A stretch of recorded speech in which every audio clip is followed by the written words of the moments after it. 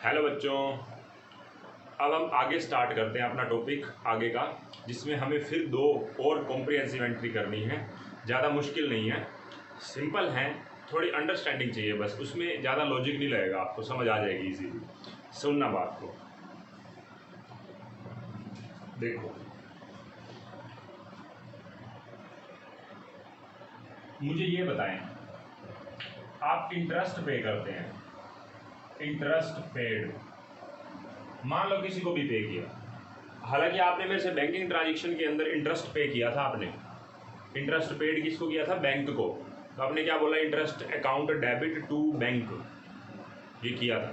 मान लो हमने वो बैंक को ना पे करके किसी आउटसाइड पार्टी को पे करना, तो आप क्या बोलेंगे? Interest account debit to cash, यही करेंगे ना। मैं बैंक से रिलेट ही नहीं कर रहा, मैं कह रहा हूँ मैंने किसी पर्सन से उधार ले रखा है, उसको इंटरेस्ट देना है। किसी पर्सन से उधार ले रखा है, मुझे उसको इंटरेस्ट देना है, क्या एंट्री होगी? इंटरेस्ट, पहले मैं लिख देता हूँ, इंटरेस्ट पेड ₹3000। आप क्या एंट्री करेंगे? Interest account, interest on loan बोल दो, interest on loan account debit to cash. हो सकता है कि बैंक से पेमेंट भी हो। हालांकि मैं आपको एक बात बताऊं, देखो आपने बैंकिंग ट्रांजेक्शन करी, हम वहाँ पे इंटरेस्ट किसको पे कर रहे थे? बैंक को। तो बैंक वहाँ पे रिसीवर था या गिवर था? सोचे, वहाँ पे वो गिवर था। मेरे पैसे को उसने रख रखा था, वो उसने मेरे पैसे को दिया किसको? अपने आप को। सोचना ध्यान से बात। मान लो मैं इस बात को और क्लियर करता हूँ। मान लो हमने लोन ले रखा था किसी आउटसाइड पार्टी से, हमने उसको इंटरेस्ट देना था, हमने उसका इंटरेस्ट जो है ना डेबिट करके ना, उसको हमने बैंक को कहा तू हमारे बिहाफ पे पे कर, क्योंकि हमने तेरे पास जमा करवा रखे हैं पैसे। तो वहाँ भी तो बैंक गिवर है, मतलब बैंक ने मेरे पैसे दिए ना उस थर्ड पार्टी को इंटरेस्ट के नाम पे। कि गिवर कौन था? बैंक। मेरी जेब से कैश नहीं गया था, जो मेरे बैंक में जमा थे वहाँ से गया था। तो गिवर वहाँ पे बैंक था ना, तो अपने आप को देते टाइम भी तो बैंक गिवर है, क्योंकि मेरे पैसे को भी तो संभाल उसी ने रखा है। समझ रहे हैं आप? इस पॉइंट से गिवर समझे, बात क्लियर होनी चाहिए। मतलब बैंक अपने आप को ही पैसे दे रहा था। हाँ, बैंक के अकाउंट में जाएंगे, मेरे अकाउंट में से निकल के, मतलब मेरे अकाउंट को होल्ड किसने कर रखा है? बैंक ने। तो मेरे बिहाफ पे गिवर कौन बना? उस पैसे का बैंक बना और अपने अकाउंट में डाल लिया। अगर थर्ड पार्टी को देने होते तब भी तो बैंक ही गिवर होता। समझ रहे हैं बात को? अब आगे बात को समझिए। Interest on loan account debit to cash, आपने पे कर दिया। मान लो कैश से पे किया या बैंक के थ्रू पे हुआ, 3000 रुपये पे हो गया। बात को फिर से समझना, बिजनेस का मालिक बिजनेस के लिए लाइबिलिटी है। मैंने आपको कंसेप्ट बिहाइंड गोल्डन रूल्स उसके बाद वाली आगे वाली क्लासों में भी बार बार जिक्र किया है इस बात का कि बिजनेस एंटिटी प्रिंसिपल लगता है। बिजनेस एंटिटी प्रिंसिपल है क्या? हम बिजनेस एंटिटी प्रिंसिपल के अकॉर्डिंग बिजनेस के मालिक को ही, हम बिजनेस एंटिटी प्रिंसिपल के अकॉर्डिंग बिजनेस के मालिक को हम बिजनेस की एक लाइबिलिटी मानते हैं, उसको बिजनेस का क्रेडिटर मानते हैं। क्रेडिटर का मतलब जिसको पैसा देना है। समझ रहे हैं? अब एक बात बताओ, इस हिसाब से बिजनेस के मालिक ने भी बिजनेस को लोन दे रखा है। बात क्लियर हुई ना? जैसे आउटसाइड पार्टी से मैंने लोन लिया, वैसे बिजनेस ने, क्योंकि बिजनेस की बुक्स बन रही हैं, बिजनेस ने भी बिजनेस के मालिक से उधार ले रखा। तो बिजनेस का क्या फर्ज बनता है? बिजनेस के मालिक को भी इंटरेस्ट दे, क्योंकि उधार ले रखा है। बात में दम है कि नहीं? अगर आप किसी बाहर वाले पर्सन से उधार लेके उसको पे कर रहे हैं, तो मालिक को भी तो पे करो उसका इंटरेस्ट, क्योंकि उसने बिजनेस को उधार दे रखा है। बिजनेस एक पर्सन है, आर्टिफिशियल पर्सन है, उसने एक नेचुरल पर्सन ही मतलब बिजनेस से उधार ले रखा है।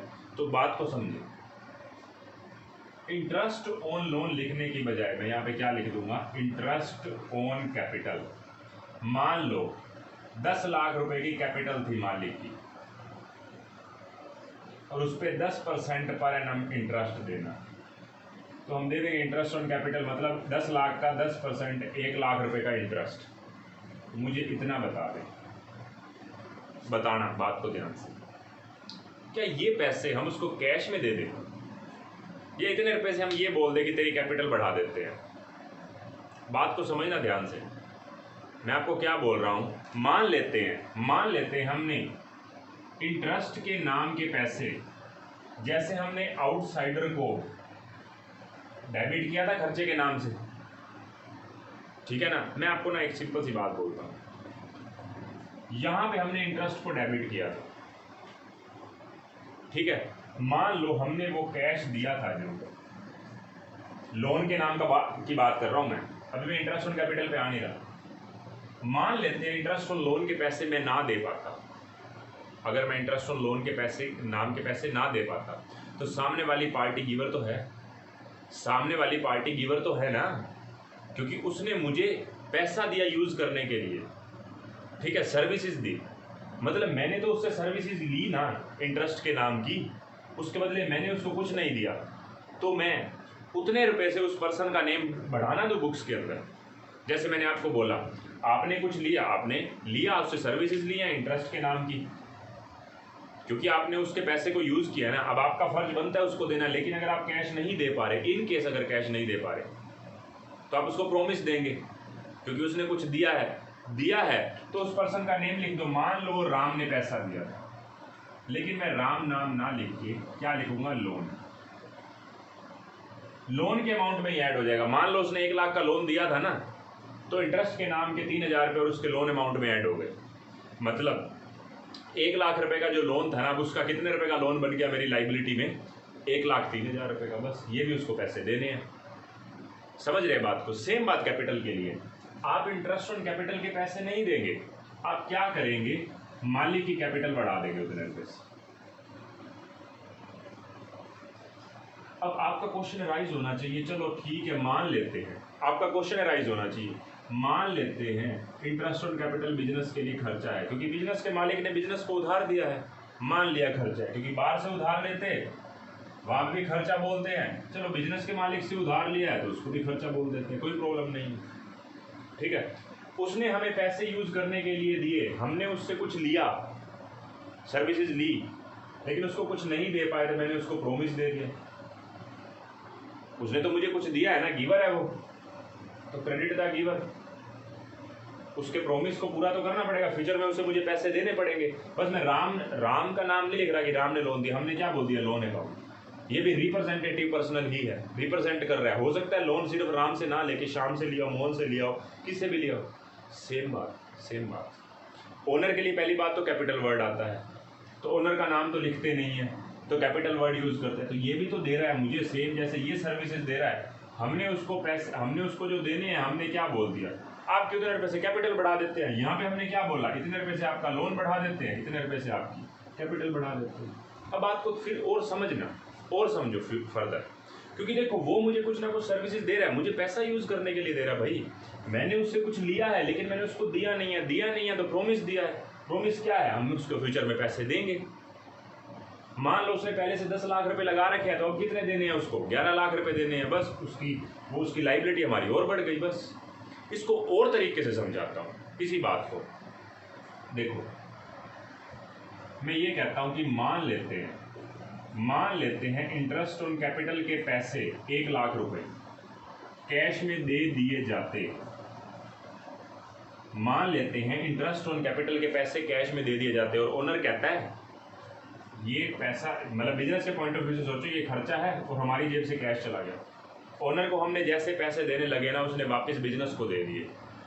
अब मुझे बताओ, अगर मान लो जो पैसे हम ओनर को कैश पकड़ा रहे हैं, ओनर के घर जाके पकड़ा के आ रहा है बिजनेस का कोई पर्सन कि ये अपने इंटरेस्ट के पैसे पकड़ो, हिसाब हमारा बराबर, हमने आपसे सर्विसेज ली हैं, पैसा यूज़ किया, आपने हमें कुछ दिया, हमने आपको वापस कुछ दे दिया। ओनर क्या कहता है कि ना मुझे ये पैसा नहीं चाहिए, ये पैसा मेरा बिजनेस में ही लगा दो। एक बात बताओ, बिजनेस में पैसा लगाने की पहली एंट्री आपने जर्नल में यही पढ़ी थी, cash account debit to capital. आप क्या करोगे, इसी पैसे को वापस बिजनेस में ले आओगे, अगर cash account debit what comes इन, और देने वाला क्या है, गिवर, ओनर का नाम नहीं लिखते, तो 1 लाख रुपये। अब आप इधर कैश को दे रहे हैं और वही कैश आपको वापस मिल रहा है, ना ही कुछ गया क्रेडिट व्हाट गोज आउट, ना ही कुछ डेबिट व्हाट कम्स इन। इन दोनों एंट्री को कंबाइन कर लो तो interest on capital to capital तो हुई। हमने वो जो खर्चा उसको देना था, वो कहता है इतना ही पैसे कर मैं गिवर बन जाता हूँ, मैं कैश में नहीं लेता, आप मेरी कैपिटल बढ़ा दो उतने रुपये से, बस बात खत्म, सिंपल सी बात थी। तो हमने इस एंट्री को दोनों को नहीं किया, सिर्फ सिंगल एंट्री करी, interest on capital to capital.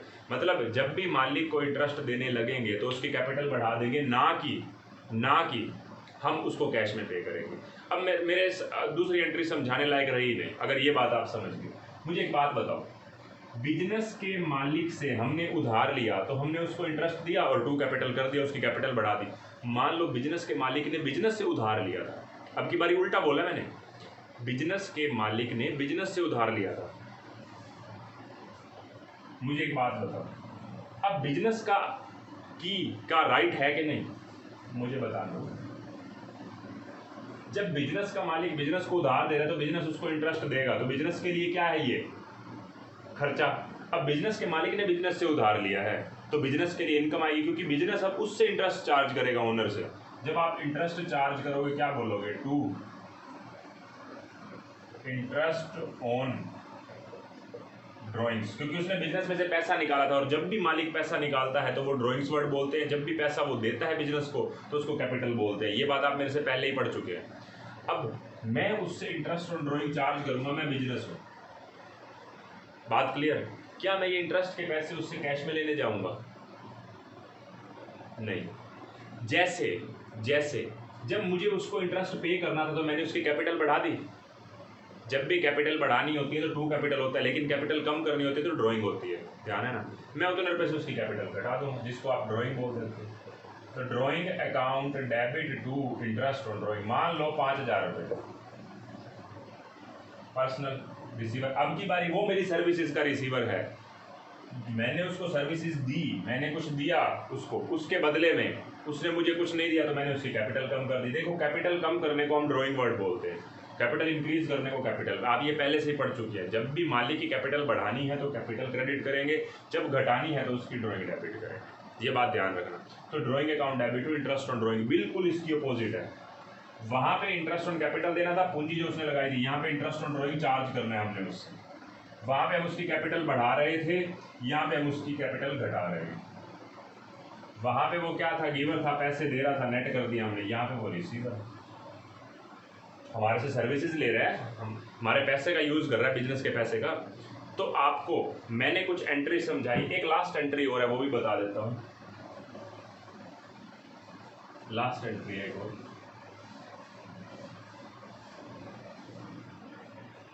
देखो इंश्योरेंस प्रीमियम पेड और life insurance premium paid, income tax paid, छोटी छोटी बातें हैं ये डिस्कस करेंगे। देखो इंश्योरेंस प्रीमियम, बिजनेस ने ना इंश्योरेंस करवाया, किस चीज़ का, अपनी एसेट्स का, अपने स्टॉक का, कोई भी ऐसी चीज़ पड़ी है जो बिजनेस में जिनका इंश्योरेंस हो सकता है, आपने इंश्योरेंस करवाया। क्या बिजनेस का खर्चा है कि नहीं, ऑब्वियस सी बात है खर्चा है। आप क्या एंट्री करेंगे, insurance premium account debit to cash या फिर बैंक से पेमेंट भी हो सकती है, कोई दिक्कत नहीं है। ये खर्चा है और ये मेरा क्रेडिट वर्ड गोज आउट, अगर कैश है, अगर बैंक है तो क्रेडिट कर दी। इसमें पक्की बात है, कोई डाउट नहीं होना चाहिए। खर्चे की एंट्री करिए मैंने simple, insurance premium debit to cash या टू बैंक। लेकिन अगर हम लाइफ इंश्योरेंस प्रीमियम पे करते हैं ना, तो लाइफ इंश्योरेंस प्रीमियम किसका पे होता है, लाइफ इंश्योरेंस किसका होता है, मालिक का होता है। इंश्योरेंस किसका होता है, इंश्योरेंस किसका होता है, बिजनेस की एसेट्स वगैरह का। ये बिजनेस के कोई भी, मैं आगे मेंशन नहीं कर रहा, कुछ और भी बातें हैं इसके अंदर, तो बिजनेस की एसेट्स का होता है। लेकिन लाइफ इंश्योरेंस किसका होता है, बिजनेस के मालिक का होता है। अब बिजनेस के मालिक ने अपना इंश्योरेंस करवाया, वो उसकी पर्सनल खर्चा है ना, वो तो बिजनेस के मालिक का लाइफ इंश्योरेंस करवाना बिजनेस का खर्चा थोड़ा ना, उसका पर्सनल खर्चा है प्रोप्राइटर का। मतलब बिजनेस का मालिक बिजनेस में से पैसे ले जाके अपना इंश्योरेंस करवा रहा है, तो हम इसको पता है क्या वर्ड बोलेंगे, life insurance premium paid drawings account debit to cash या बैंक। मतलब बिजनेस का मालिक बिजनेस में से पैसे निकाल के अपने इंश्योरेंस प्रीमियम के पैसे पे कर रहा है। ड्राइंग होती है डेबिट द रिसीवर, और कैश हो सकता है तो रियल, और बैंक है तो पर्सनल। बात क्लियर। मतलब मैं आपको बोलूँ इंश्योरेंस प्रीमियम का खर्चा कौन सा खर्चा है, बिजनेस का खर्चा है, इसलिए उसको क्या बोलेंगे, इंश्योरेंस प्रीमियम, मतलब नॉमिनल अकाउंट। लेकिन लाइफ इंश्योरेंस है तो हम पर्सनल बोलेंगे, क्योंकि मालिक का पर्सनल खर्चा है ये। तो drawing account debit to cash या बैंक। इनकम टैक्स भी सेम बात है। इनकम टैक्स बिजनेस के मालिक की पर्सनल इनकम जो है उसके ऊपर टैक्स पे हो रहा है, तो वो कौन सा खर्चा है, बिजनेस का है, बिजनेस के मालिक का, वो बिजनेस के मालिक का है। सेम ट्रीटमेंट होगा जो लाइफ इंश्योरेंस है। क्या, drawings account debit to cash, जो भी अमाउंट है वो लिख देना। तो 3 एंट्रीज बतानी थी, इंश्योरेंस प्रीमियम की, लाइफ इंश्योरेंस की और इनकम टैक्स की। लाइफ इंश्योरेंस और इनकम टैक्स की बिल्कुल सेम है। क्या, drawing account debit to cash. और जो इंश्योरेंस प्रीमियम वैसे है जनरल इंश्योरेंस, तो उसके लिए वो खर्चा ही मानेंगे, क्या बोलेंगे, insurance premium debit to cash या बैंक, जो भी है। ठीक है, तो आपकी इस क्लास में भी मैंने कुछ इंपॉर्टेंट करवाया, आपको अच्छे से समझ आ गया होगा। अब हम नेक्स्ट क्लास में थोड़ी इससे हल्की एंट्रीज करेंगे, सिंपल होंगी। ठीक है, कुछ मुश्किल नहीं आएगी। तो हमारी ना ये मान के चलो आपकी 2 क्लासेस हैं जिसके अंदर अब हमारा पूरा जर्नल कंप्लीट हो जाएगा। मैं आपको एक चीज़ बता दूं, मैंने आपको पहले ही बताया था कि जर्नल में मैं पूरा टाइम लेता हूं। हालांकि मैंने कहीं ना कहीं आपकी, क्योंकि वीडियो से एक बेनिफिट हुआ है कि मैं ज़्यादा टाइम ले सकता हूँ। ठीक है, क्योंकि मैं एक कंसेप्ट को समझाने पर टाइम ले रहा हूँ। हो सकता है फेस टू फेस में इतना टाइम ना दे पाता मैं, मेरा टारगेट ये रहता है 7 एंट्रीज एक ही बारी में कंप्लीट करनी है। तो आपको अब इस चीज़ का बेनिफिट है कि आप धीरे धीरे देख सकते हैं। छोटी छोटी वीडियोस क्लिप बना के एक हिसाब से काम हो रहा है यहाँ पे, कि छोटी छोटी वीडियोस बना के आपको अच्छी चीज़ें समझाई जा रही हैं। ठीक है, तो आपको हर एक चीज़ अच्छे से समझ आनी चाहिए, आपके लिए ज़रूरी है। आपकी नर्सरी क्लास है ये कॉमर्स की। ठीक है, तो नेक्स्ट क्लास में मिलते हैं, अभी के लिए बाय बाय।